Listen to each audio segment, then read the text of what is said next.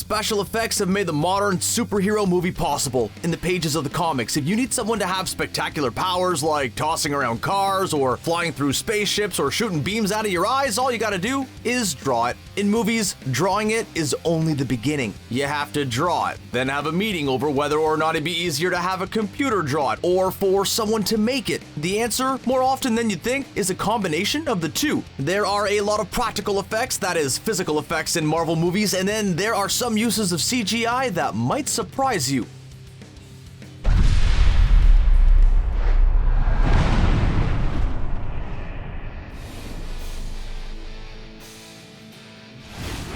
One of the hidden benefits, aside from an infinite effects budget, that a comic book can do is jump around in the time of the character. They can look at any age at any time. The Simpsons have been a young couple in 3 different decades by now. It used to be, if you wanted a younger version of a character, you had to find a younger actor to play that person. For a young Indiana Jones, River Phoenix stood in. That's the old way of doing it. But now, with modern CGI, the same actor gets to be all their ages. Marvel's go-to is to use the 2D method, where the on-set actor's performance is captured and then similar reference footage from earlier in their career is used to de-age them frame by frame. So for Guardians of the Galaxy Volume 2, Kurt Russell's ego flashback sequence was a little bit today's Kurt Russell and a little bit Kurt Russell from the movie Used Cars. That hair makes total sense now. At some point or another, almost every Marvel character has been a younger version of themselves, or in Captain America's case, a smaller version of himself. Even Samuel L. Jackson, though most of his de-aging is that time is afraid of Samuel L. Jackson. Sure, making someone look young is one thing. You're making a person look like their younger selves. The real trick is to slide in a different actor altogether and have almost no one notice. During the filming of Iron Man 3, Robert Downey Jr. suffered an on-set accident resulting in a sprained ankle. No superhero ever loses because of a sprained ankle. Strong ankle support is key to saving the day. Unfortunately, there were a lot more action scenes coming up, and not all of them were in the suit. The production shut down for 6 weeks while they worked out what to do next. Instead of pushing back the release date, they got a Robert Downey Jr. body double and then captured footage from RDJ later for reference and inserted Robert Downey Jr. into scenes where there was no Robert Downey Jr., including the scene where he tosses his old arc reactor in the ocean. The tools used for this effect were based off the ones used to make a smaller Steve Rogers for Captain America, the first Avengers. Sometimes the best effects are the ones that no one realizes is in effect in the first place. This was one of the few times the excuse, "we'll fix it in post," actually worked out. Spider-Man does whatever a spider can. Spin a web any size, stick to walls, create a form-fitting athletic suit with an intricate design on it that can stand up in a fight. The suit has been the one conceit that everyone accepts in superhero stories. At some point, some component of getting superpowers is being able to make a cool-looking suit that matches the hero's superpowered theme. It's either that or it's all motorcycle tracksuits. And no matter what Scott Summers says, yes, we would prefer the costumes to just black leather, teacher's pet. To get Spider-Man's amazing spider suit, the suit was dealt with both in the narrative and the filming. Peter Parker got a suit upgrade thanks to Stark Industries technology, and his suit got the proper look thanks to computer effects. Tom Holland does wear a practical suit on the set that has everything but the moving eyes, but between set and screen, the digital paintbrush is taken to the outfit to hide zippers and seams and smoothing the suit out when it bunches up too much. The rest of us just have to find a pair of pants that fit better.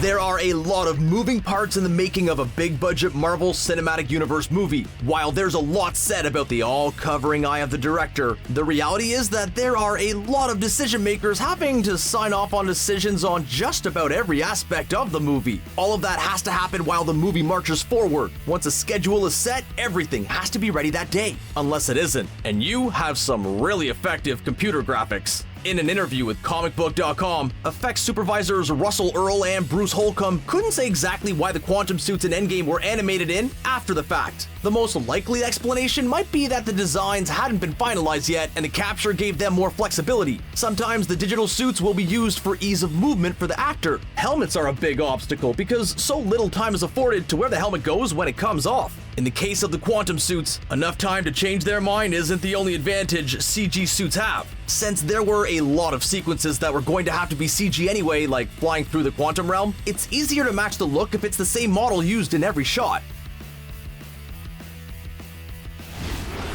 Sometimes, in a big production like a Marvel movie, decisions can be made long before production begins, only for people to change their minds after production is finished. This is especially true in a machine like the Marvel Cinematic Universe, with all the films standing on their own while also being tied into each other as part of a 23-film epic story. Between Thanos snapping out half of existence and the remaining Avengers tripping through time to bring them all back, we got a glimpse into a pre-eye patch Nick Fury and his inspiration behind the Avengers initiative when he met the American test pilot who had become a superpowered space warrior. Captain Marvel told the story of Fury's ace in the hole superhero, even though she arrived too late to stop Thanos. Thanks to the complexities of filming blockbusters, Endgame was filmed first and then Captain Marvel. During both movies, she was wearing the same suit. Then someone pointed out that characters have been changing their outfits every 2 years as their movies come out, and Danvers hadn't changed hers in almost 25 years. So they changed it for her, digitally.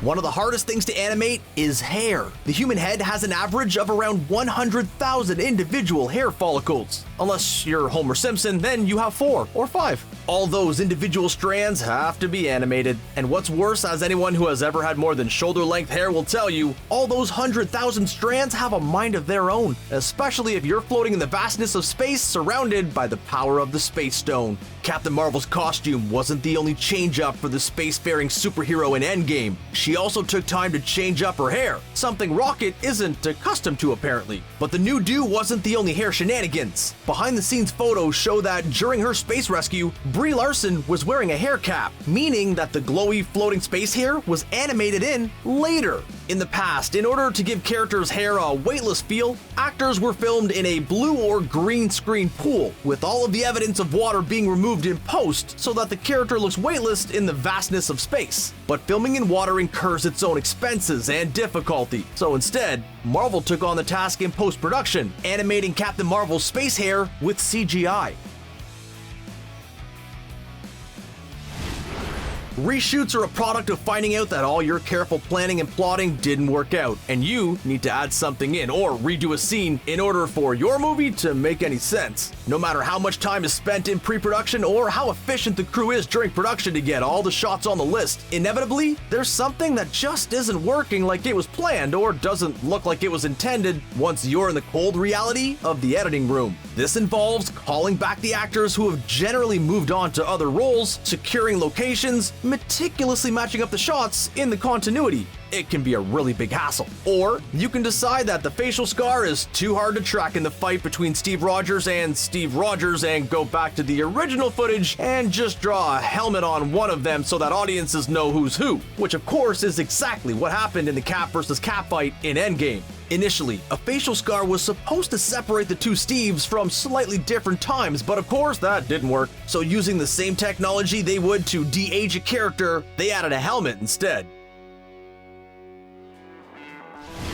That airport scene in Civil War was epic. 12 of Earth's mightiest heroes, including new arrivals Black Panther and Spider-Man, square off in a German airport in one of the signature battles of the crossover film masquerading as a Captain America solo movie. Seeing all those characters share the screen was epic. Only it wasn't really them. At least, not all of them. Which is not to say that film crews didn't go to a German airport. Aside from filming some elements, they also mapped over 600 assets to digitally recreate and manipulate while the bulk of the fighting was motion captured at Pinewood Studios in Atlanta in front of a green screen. The only characters that weren't animated in were characters that weren't wearing a mask or helmet, and even a few of their shots were eventually scrapped and replaced with CGI. That wasn't always the intent. The fight was shot before Tom Holland was cast, but there was a parkour stunt performer in a practical spider suit shot on location as well as a real Black Panther. Both heroes needed enough of a superhero upgrade that their performances became a reference for animated versions, with Tom Holland adding in motion capture performances for his lines after he was cast in the role.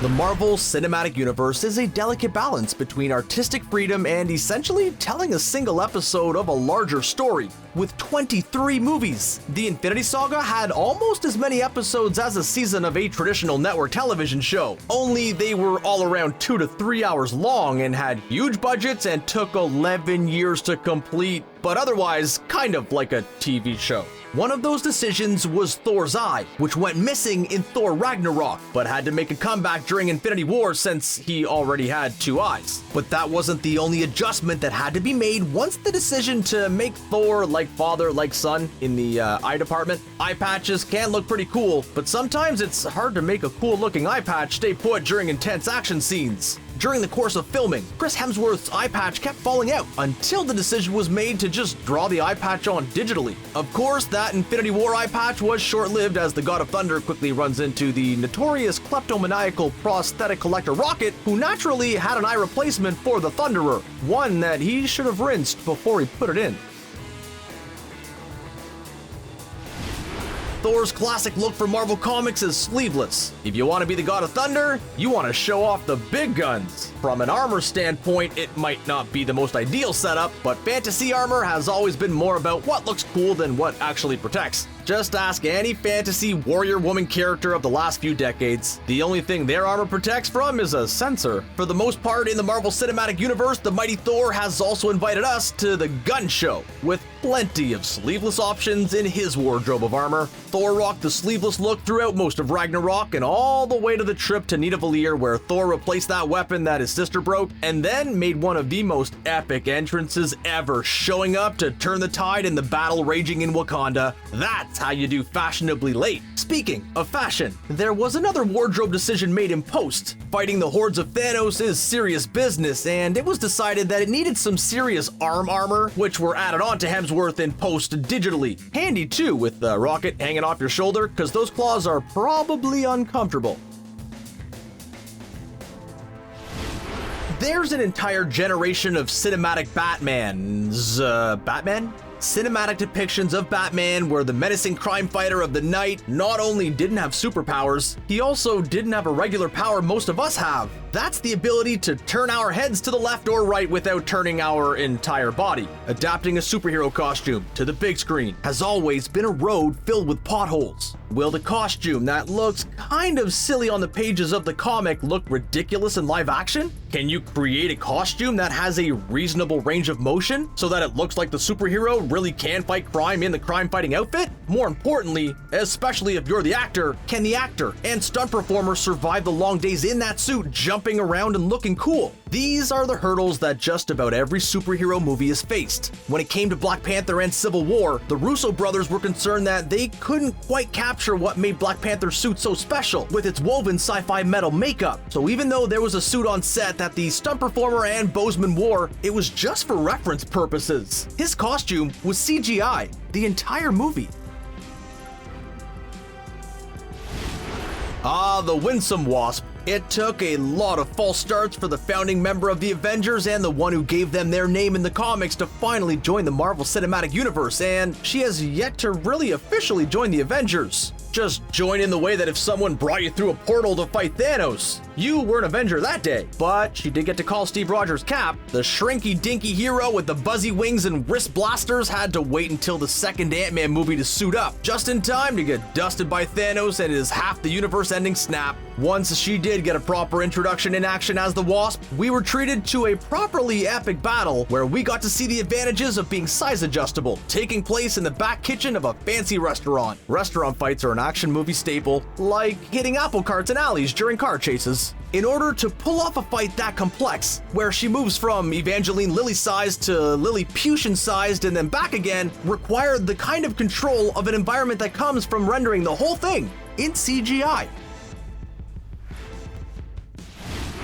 Paul Rudd is a mystery all unto himself. He's everywhere, being charming and funny, and seeming to have found the same fountain that Dick Clark slept in for years that kept him the same age forever. The actor, better known for his comedy roles, was a surprise that made immediate sense when it was announced that he would be Scott Lang, the new Ant-Man in the Marvel Cinematic Universe. Who better than Rudd to take on the much maligned superhero with the power to get small? No one's laughing when he gets big though. Well, Lang is. Unlike some of his teammates, for the most part, Lang's costume is a practical one, including his ant-themed helmet, all except the lenses on the eyes. Like your odd uncle that uses dated hipster slang and wears those transition sunglasses that never seem to lighten up all the way, Scott Lang's lenses had to adjust their red tint, because as the director Peyton Reed wistfully told Paul Rudd during the DVD commentary, "Paul, you have really expressive eyes." He really does. In order to control how much of that expressiveness the audience sees, especially when Scott is reacting to his world grow and shrink before him, the lenses are added in, after the fact. We can't guarantee that Rudd won't ask you to pull his finger like your odd uncle.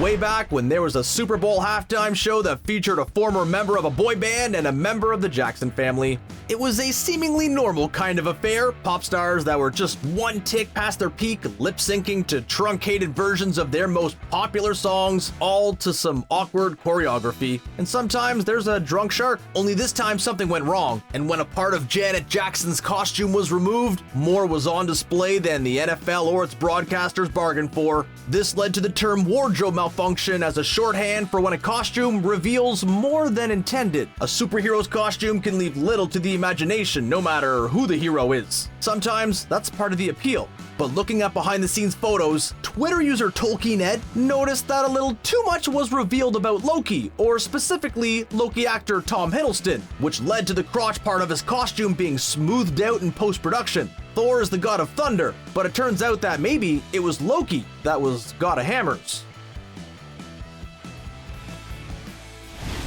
There's a convention in the layout of the comic book. When a character or a team makes an entrance or introduces themselves, they get what's called the splash page, where the one image takes up 1 or 2 pages of the comic, usually with a big stylized word balloon with the character or team's name. For bonus points, they're usually standing on something or someone. The Marvel Cinematic Universe has gone out of its way to simulate the splash page introduction in the movies. There's the epic coming together of the two opposing sides at the airport in Civil War, and the slightly more awkward attack that opens Age of Ultron. The granddaddy of MCU hero splash shots, however, is the rotating 360 shot in the first Avengers movie as the team finally comes together to fight the Chitauri and Loki as they invade New York. It was truly epic to see our heroes finally assemble, even if we had to wait another 7 years to hear the words assemble. Only it wasn't all of them, and it was in Atlanta, not New York. Cap, Hawkeye, Black Widow, and Thor were there, but Hulk and Iron Man were drawn in, as well as the rest of the slowly being attacked New York.